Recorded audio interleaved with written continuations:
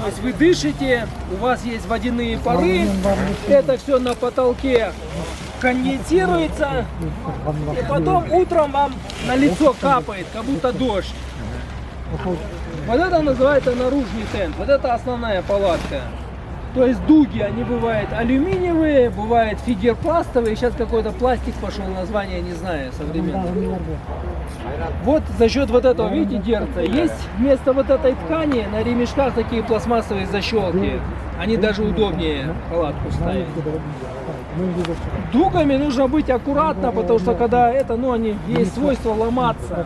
Когда они сломаются, в походе очень сложно отремонтировать. То есть это клей надо, какие-то ремкомплект иметь. Я вот сейчас разберу, и 2 человека попробуют собрать ее.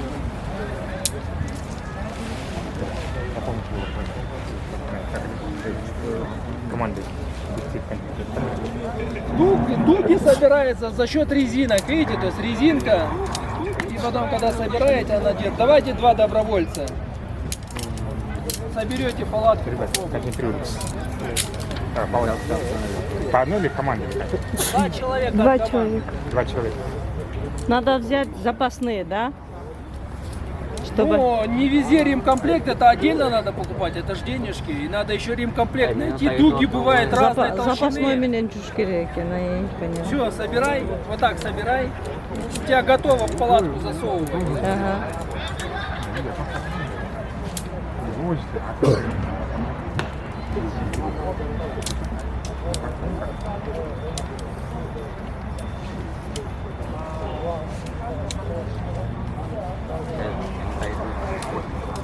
Если вы палатку возьмете, к нему паспорт идет.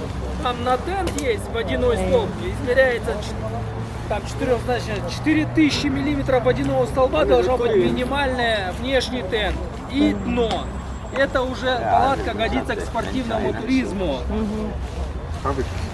Если посмотреть на внешний тент, мальчики, Бәрті қараймыз, балдар. мальчики, Внимание. когда на тент смотрите, у вас внутренняя сторона должна по цвету отличаться от наружной, такое напыление должно быть.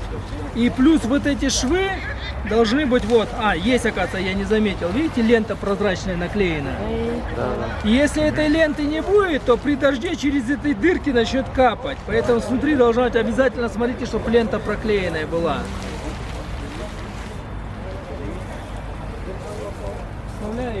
Тоға шығасыңар да, Кім тоға шығып? Салып келген. Салып жүресіңер ме? Все, натягивай, тяни. Вот палатка ошоны көргүлө, карагыла. Тяни вот так. Да. Ты с той стороны тяни. Бүт даяр болушуңар керек да?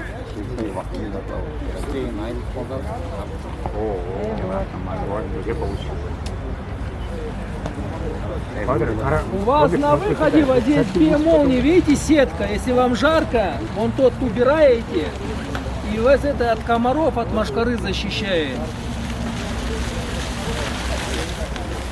Да, вот теперь смотрите, обратите внимание, сейчас я покажу, подойти. Видите, вот завязочки вот здесь. Вот эти завязки вот сюда завязываются. Но в принципе мы редко применяем. Если ветер, то тогда завязываем. Если нет, то не надо. Так. Стоп, неправильно. На 90 градусов разверните.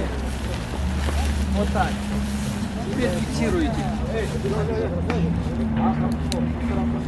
Вот видите, тоже вот сюда веревочки вяжутся и тоже колышками оттягиваются. Ну, мы редко применяем. То есть, когда на открытой местности, к примеру, заночевали на перевале, то максимально палатка оттягивается. Потому что там ветер сильный может сорвать. Если где-то в лесной зоне, то 4 угловых колышка и плюс хода оттягиваем. Вот так. Колышки там возьмите сейчас и там.